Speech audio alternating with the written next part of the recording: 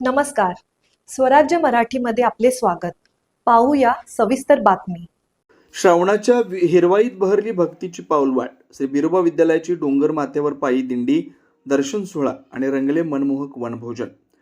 श्रावणाच्या रिमझिम धाराणी अवघ्या सृष्टीवर पाचूचा हिरवागाल शालू पांघरलेला असताना श्री बिरोबा माध्यमिक व उच्च माध्यमिक विद्यालय आरेवाडी ढालगावच्या वतीनं पवित्र श्रावण सोमवारच्या मुहूर्तावर भक्ती, शिस्त आणि निसर्गाच्या अलौकिक मिलापाचा एक नयनरम्य सोहळा अनुभवायला मिळाला. शाळेच्या प्रांगणातून सकाळी 11:30च्या सुमारास निघालेली पायी दिंडी म्हणजे जणू माळरानावर उमललेली भक्तीची एक जिवंत गंगाच ठरली.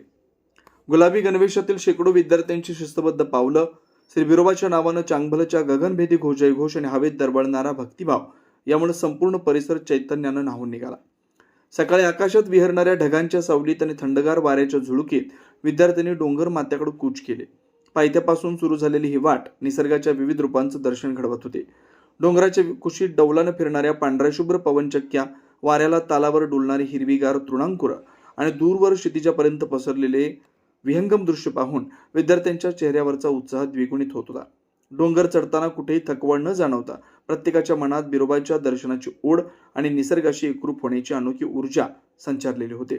डोंगर माथ्यावर पोहोचताच विद्यार्थ्यांनी अत्यंत भक्तिभावानं जागृत श्री बिरोबा मंदिरात जाऊन दर्शन घेतलं आणि चरणी माथा टेकवला. मंदिराच्या पवित्र वातावरणात नतमस्तक झाल्यानंतर डोंगर माथ्यावरील खुल्या आकाशाखाली वनभोजनाचा स्वर्गीय सोहळा रंगला. निसर्गाच्या कुशीत हिरवळीवर एकत्र गोल बसून विद्यार्थ्यांनी घरून आणलेल्या भोजनाचा आस्वाद घेतला.